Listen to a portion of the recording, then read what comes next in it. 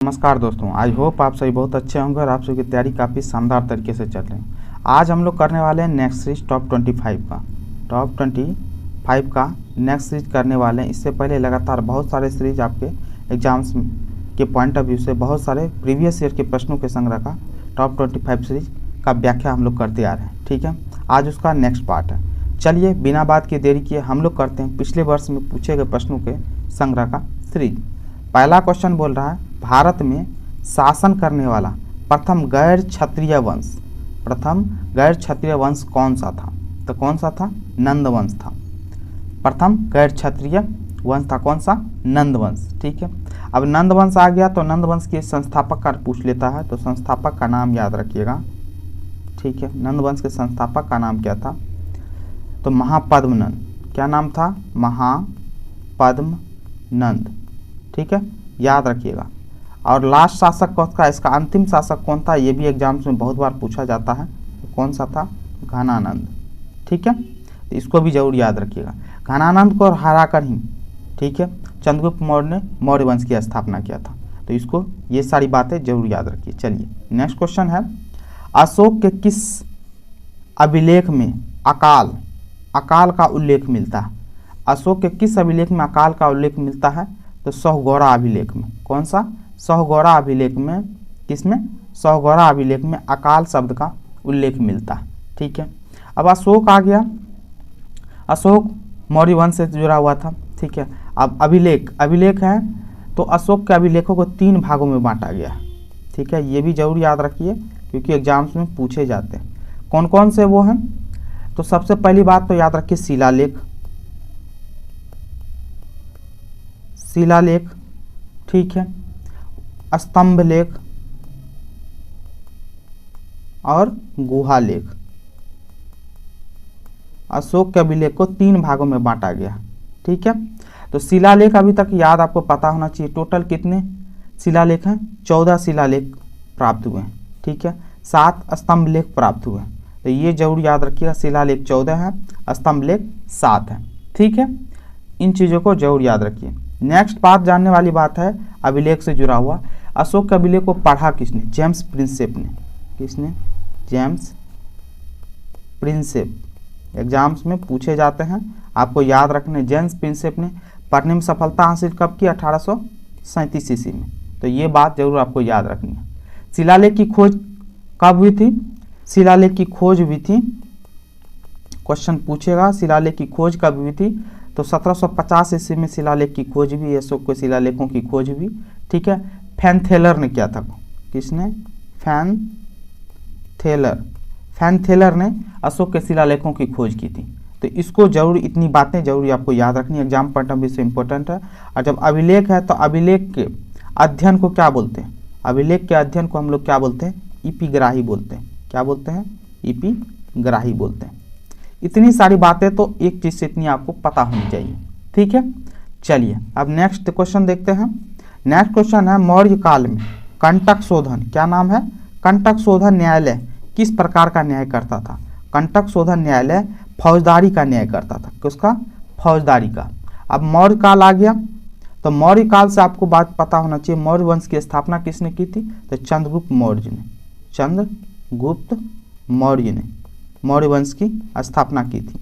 ठीक है, अब किसको हरा करके? घनानंद को हराया था। किसको? घनानंद को हरा कर किसने मौर्य डायनेस्टी की स्थापना किया था? चंद्रगुप्त मौर्य ने। अब कभी कभी क्वेश्चन पूछ लेता है, चंद्रगुप्त मौर्य कौन से धर्म को मानता था या कौन से धर्म की दीक्षा लिया था? तो जैन धर्म की। कौन से? जैन धर्म की दीक्षा लिया था। क्वेश्चन पूछा जाता है। जब अशोक की बारी आएगी तो बौद्ध धर्म, लेकिन चंद्रगुप्त मौर्य जैन धर्म की। और जैन धर्म के इसके गुरु का नाम क्या था? भद्रबाहु। याद रखना है, क्वेश्चन पूछता है। ठीक है, भद्रबाहु। ठीक है, चलिए नेक्स्ट क्वेश्चन देखते हैं। किस गुप्त शासक ने सर्वप्रथम महाराजाधिराज की उपाधि धारण की? गुप्त शासक का नाम पूछा है जो महाराजाधिराज की उपाधि धारण की थी। किसने? चंद्रगुप्त प्रथम ने महाराजाधिराज की उपाधि प्राप्त की थी। ठीक है, अब देखिए गुप्त वंश है तो गुप्त वंश का संस्थापक कौन था? तो याद रखना है श्रीगुप्त। गुप्त वंश का संस्थापक कौन था? श्रीगुप्त था। ठीक है, और इसको याद रखिए। अब महाराजाधिराज की उपाधि प्राप्त करते कौन? चंद्रगुप्त प्रथम। और इन्होंने चंद्रगुप्त प्रथम नहीं, ठीक है, गुप्त संवत चलवाया था, गुप्त संवत चलवाया था कौन? चंद्रगुप्त प्रथम ने, ठीक है, 319 ईस्वी से लेकर के 20 ईस्वी की टाइम पीरियड, ठीक है, गुप्त संवत चलवाया था।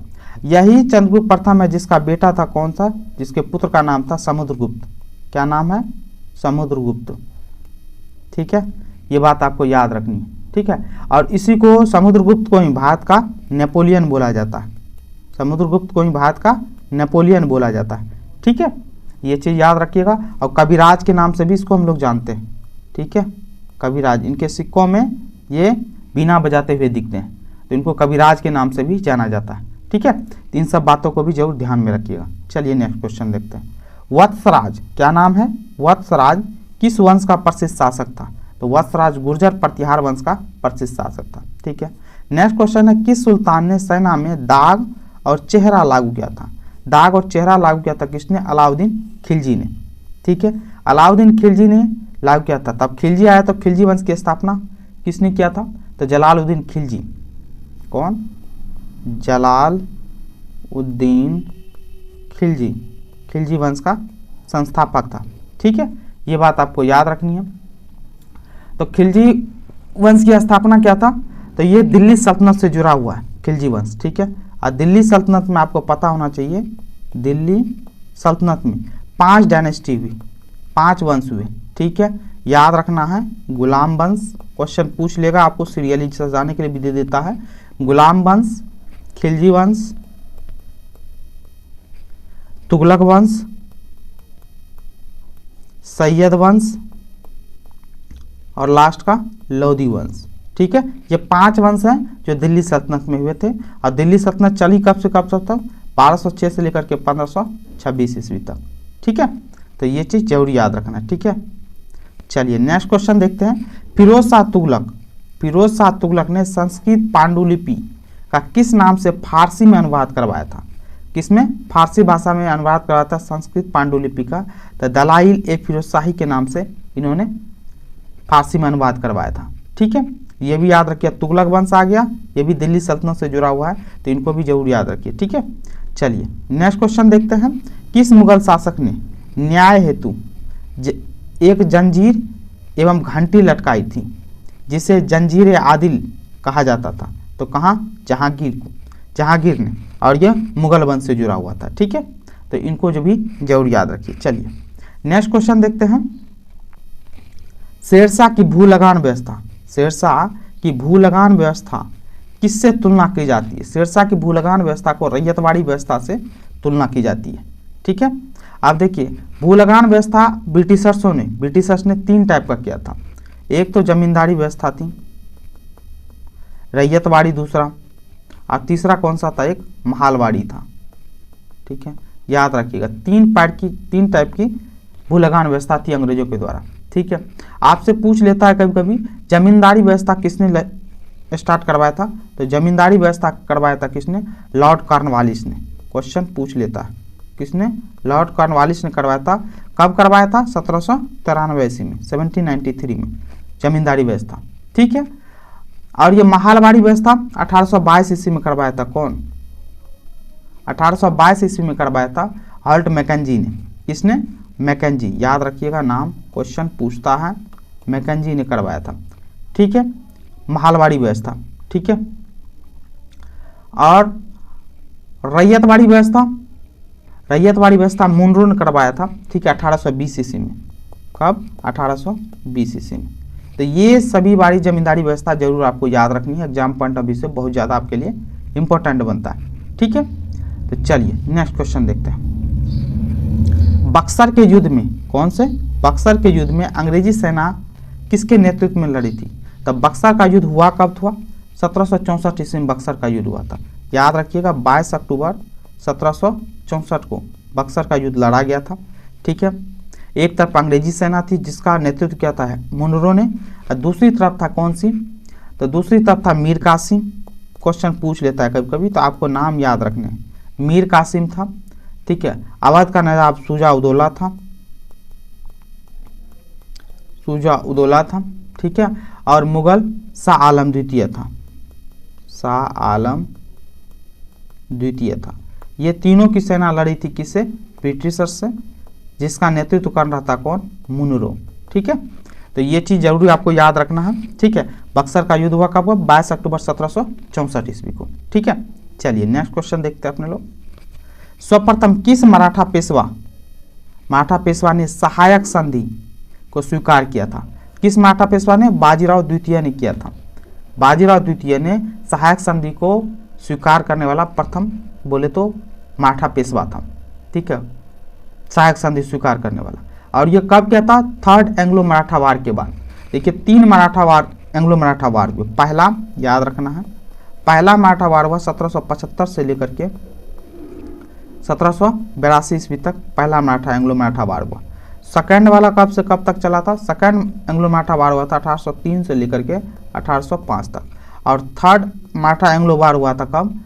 1817 से लेकर के 1818 तक। ठीक है, ये 3 एंग्लो मराठा वार हुए। और थर्ड एंग्लो मराठा वार में, ठीक है, बाजीराव द्वितीय ने सहायक संधि को स्वीकार किया था। ठीक है, तो ये चीज़ आपको जरूर याद रखना है, एग्जाम पॉइंट ऑफ व्यू से इंपॉर्टेंट है। ये तीनों Anglo Maratha war exam point of view से इंपॉर्टेंट है, जरूर याद रखिए। ठीक है, चलिए नेक्स्ट क्वेश्चन देखते हैं। वह पहले भारतीय कौन थे? कौन था जो हाउस ऑफ कॉमन्स, ब्रिटिशर्स का जो हाउस ऑफ कॉमन्स का सदस्य बना था? कौन? दादा भाई नौरोजी। इसी को grand old man of India के नाम से भी जानते हैं आप लोग, grand old man of India. ठीक है, दादा भाई नौरोजी को बोला जाता है। ठीक है, और ये याद रखिएगा आईएनसी के 3 बार प्रेसिडेंट रह चुके हैं, एग्जाम से पूछा जाता है। 1886 ईस्वी में अध्यक्षता की है, 1893 में 1893 में किए हैं और 1906 ईस्वी में किए हैं। 3 बार आईएनसी की अध्यक्षता भी की है दादा भाई नौरोजी, तो इसको भी जरूर याद रखिए। और उनकी एक पुस्तक का नाम है poverty and un-British rule in India. ये पुस्तक इसकी काफ़ी फेमस है, तो इनको भी जरूर याद रखिए, एग्जाम पॉइंट ऑफ व्यू से इंपॉर्टेंट है। ठीक है, चलिए नेक्स्ट क्वेश्चन देखते हैं अपने लोग। नील खेतिहरों की दुर्दशा को दर्शाने वाली पुस्तक का नाम क्या है? नील दर्पण के रचयिता कौन है? तो दीनबंधु मित्र है। कौन है? दीनबंधु मित्र हैं। अब याद रखिए ये जो दुर्दशा दीनबंधु मित्र, ठीक है, नील दर्पण पुस्तक का नाम है, रचयिता है दीनबंधु मित्र। नील खेतिहरों की बात कर रही है। ठीक है, नील खेतिहरों से आपको याद आ जाना चाहिए चंपारण सत्याग्रह। ठीक है, जो कि 1917 में हुआ था। ठीक है, चलिए नेक्स्ट क्वेश्चन देखते हैं। पलासी युद्ध के पश्चात किसको बिहार प्रांत का उप दीवान नियुक्त किया गया था? तो किसको किया था? राजा सिताब राय को उप दीवान नियुक्त किया गया था। अब याद रखिए पलासी का युद्ध हुआ कब से कब हुआ था? तो याद रखिए 23 जून 1757 को पलासी का युद्ध लड़ा गया था। तो ये आपके एग्जाम पॉइंट ऑफ व्यू से इंपॉर्टेंट है। पलासी का युद्ध कब? 23 जून 1757 को। सिराजुद्दौला और रॉबर्ट क्लाइव के बीच में, क्वेश्चन ये भी पूछ लेता है। सिराजुद्दौला और किसके बीच में हुआ था? रॉबर्ट क्लाइव के बीच में क्वेश्चन पूछता है। ठीक है, सिराजुद्दौला और रॉबर्ट क्लाइव के बीच में ये कौन सा? पलासी का युद्ध हुआ था। ठीक है, तो आपके एग्जाम पॉइंट ऑफ व्यू से इंपॉर्टेंट है ना। और 23 जून 1757 को हुआ था। ठीक है, नेक्स्ट देखते हैं। बिहार में तिनकठिया पद्धति, कौन सी? तिनकठिया पद्धति किस फसल के उत्पादन से जुड़ा हुआ? नील की खेती से जुड़ा हुआ है तिनकठिया पद्धति। ठीक है, यहीं पे चंपारण सत्याग्रह भी आ जाता है। चंपारण सत्याग्रह हुआ कब था? ये चंपारण सत्याग्रह 1917 ईस्वी में। ठीक है, और गांधी जी आए थे किसके? क्वेश्चन पूछ लेता है। गांधी जी ने इसका नेतृत्व किया था। गांधी जी आए थे किसके कहने पर? राजकुमार शुक्ल के कहने पर। राजकुमार शुक्ल के कहने पर ये एग्जाम्स में पूछे जाते हैं बार बार, तो थोड़ा दिमाग में रखना है, याद रखना है। ठीक है, चलिए नेक्स्ट क्वेश्चन देखते हैं। किस वर्ष मुजफ्फरपुर बम कांड घटित हुआ था? कब हुआ था? 1908 ईस्वी में। ठीक है, याद रखिए 30 अप्रैल 1908 ईस्वी में यह घटना घटी थी, मुजफ्फरपुर बम कांड। और इसमें याद रखिएगा 2 आदमी का बहुत ज़्यादा इंपॉर्टेंट रोल है, जो काफ़ी एग्जाम से पूछे जाते हैं। खुदीराम बोस और एक और नाम है कौन सा? प्रफुल्ल चाकी। इन दोनों को फांसी की सजा दे दी गई थी इस मुजफ्फरपुर बम कांड को लेकर के। इसमें डगलस किंग्सफोर्ड को बम फेंका था उस पर, जिसकी वजह से खुदीराम बोस और प्रफुल्ल चाकी को फांसी की सजा दे दी गई थी। ठीक है, और 30 अप्रैल 1908 ईस्वी को यह घटना घटी थी, तो ये याद रखना आपको एग्जाम पॉइंट ऑफ व्यू से इंपॉर्टेंट है। चलिए, 1922 ईस्वी में भारतीय राष्ट्रीय कांग्रेस का वार्षिक सम्मेलन बिहार के किस शहर में हुआ था? 1922 ईस्वी में भारतीय राष्ट्रीय कांग्रेस आईएनसी की वार्षिक सम्मेलन बिहार के कहाँ पे हुआ था? गया में हुआ था। 1922 ईस्वी में हुआ था तो गया में हुआ था। इसकी अध्यक्षता किसने की थी? तो चित्तरंजन दास ने की थी। चित्तरंजन दास ने किया था इसकी अध्यक्षता, याद रखिएगा।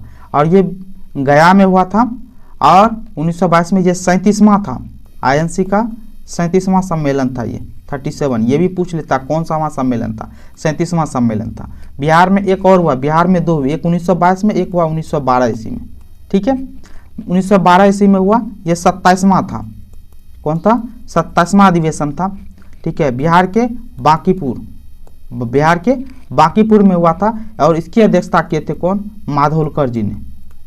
ठीक है, ये भी एग्जाम्स में बहुत ज़्यादा क्वेश्चन पूछे जाते हैं। 2 हुए आईएनसी की अध्यक्षता बिहार में, और इन चीज़ों को जरूर याद रखिए। पहला 1912 ईस्वी में हुआ था जो कि 27वां आईएनसी की अध्यक्षता था, जो बांकीपुर में हुआ था, इसकी अध्यक्षता किए थे माधोलकर जी ने। दूसरा हुआ था 1922 ईस्वी के बिहार के गया में, जिसकी अध्यक्षता किए थे चित्तरंजन दास, जो कि 37वां अधिवेशन था। ठीक है, चलिए नेक्स्ट क्वेश्चन देखते हैं। बिहार कांग्रेस कमेटी के प्रथम अध्यक्ष कौन थे? तो हसन इमाम थे इसके प्रथम अध्यक्ष। ठीक है, नेक्स्ट क्वेश्चन है, किस महासागर में सुंडा खाई स्थित है? तो हिंद महासागर में सुंडा खाई स्थित है। कहाँ पे? हिंद महासागर में। नेक्स्ट क्वेश्चन है, बुशमैन का निवास क्षेत्र, बुशमैन का निवास क्षेत्र कहाँ है? तो कालाहारी में, यह अफ्रीका में है। ठीक है, बुशमैन एक जनजाति है। ठीक है, इसका निवास क्षेत्र कहाँ है? कालाहारी, कालाहारी रेगिस्तान में, कालाहारी में इसका निवास क्षेत्र। एक है सहारा करके डेजर्ट आता है, सहारा रेगिस्तान। ठीक है, सहारा। यहाँ पे तुआरेंग करके जनजाति है जो कि सहारा डेजर्ट में पाई जाती है, रहती है। ठीक है, बेडोइन भी है, बेडोइन, ये दोनों जनजाति सहारा में पाई जाती है। तो एग्जाम्स में आपके लिए इंपॉर्टेंट है, पूछ सकता है आपको। ठीक है, चलिए नेक्स्ट क्वेश्चन देखते हैं। हिंद महासागर की प्रमुख जलधारा, हिंद महासागर की प्रमुख जलधारा कौन सी है? तो मोजाम्बिक धारा। हिंद महासागर की मोजाम्बिक धारा जो कि गर्म जलधारा है, ये हिंद महासागर में पाया जाता है। हिंद महासागर में और भी जलधारा है जो आपको याद रखनी जरूरी है।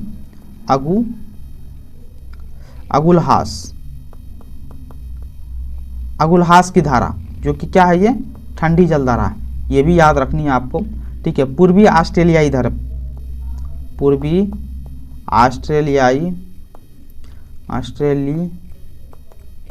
धारा, ये कौन सी है? ये गर्म जलधारा है।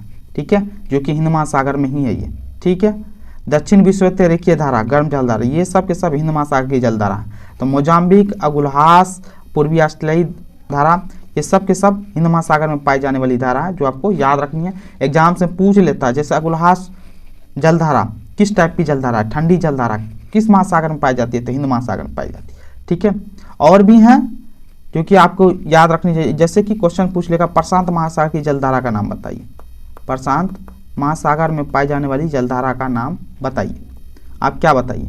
तो याद रखिए क्यूरोसियो की जलधारा। ठीक है, क्यूरोसियो की जलधारा जो कि गर्म जलधारा है, कहाँ? प्रशांत महासागर में पाई जाती है।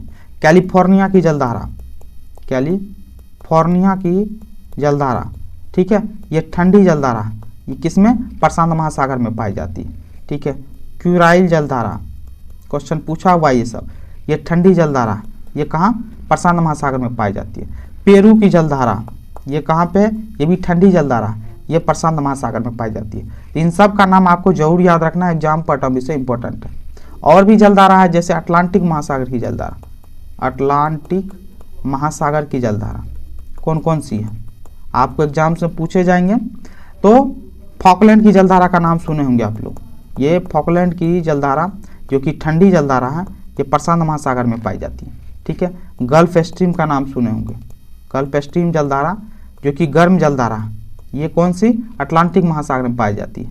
ठीक है, लेब्राडोर की जलधारा सुने होंगे, लेब्राडोर, लेब्राडोर किस टाइप की? ठंडी जलधारा है, ठीक है, ये अटलांटिक महासागर में पाए जाते हैं। इन सब जलधाराओं के नाम जरूर याद रखिए, एग्जाम पर टर्म विषय बहुत ज़्यादा इंपॉर्टेंट है, एग्जाम से पूछे जाते हैं बार बार।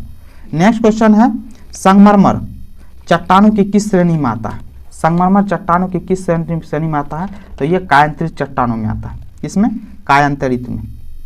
अब देखिए चट्टान आ गया तो चट्टान 3 प्रकार के होते हैं, याद रखिए, आग्नेय चट्टान, ठीक है, अवसादी चट्टान और कायांतरित या रूपांतरित चट्टान, रूपांतरित चट्टान, ठीक है, 3 प्रकार के चट्टान है, जरूर याद रखिए, ठीक है। आग्नेय चट्टान में ग्रेनाइट और अब्रक का नाम याद रखिए, बहुत ही क्वेश्चन पूछा जाता है, ग्रेनाइट और अब्रक, ठीक है। अवसादी चट्टान में किसका नाम आता है? तो याद रखिए सेंधा नमक, जो आप लोग खाते हैं, सेंधा नमक, सेंधा नमक, ठीक है। चूना पत्थर का नाम सुने होंगे, चूना पत्थर, ये सब के सब अवसादी चट्टानों में आते हैं, ठीक है। बलुआ पत्थर अवसादी चट्टान में आते हैं। रूपांतरित चट्टान या कायांतरित चट्टान में संगमरमर का नाम आता है, किसका? संगमरमर, ये रूपांतरित चट्टान में आता है, ठीक है। स्लेट जो आप बच्चे को लिखने के लिए देते हैं, वो स्लेट भी रूपांतरित या कायांतरित चट्टान में आता है। तो ये तीनों चट्टानों के नाम भी जरूर याद रखिए, इनसे जुड़ा हुआ इसका एग्जाम्पल जो है याद रखिए, एग्जाम पढ़ना भी से इंपॉर्टेंट है। चलिए नेक्स्ट देखते हैं, कौन सी नदी भारत से निकलकर पाकिस्तान में जाती है? तो सतलुज नदी। अब देखिए भारत के जो ये वाला पार्ट है, कहने का मतलब है ये वाला पार्ट है, इधर 6 नदियां बहती हैं, ठीक है, 6 नदियां हैं जो आपको सीरियली याद रखनी है, ठीक है। कभी कभी सीरियली मिलान करने के लिए पूछ देता है, उत्तर से दक्षिण या दक्षिण से उत्तर कौन सी नदियां हैं, ठीक है।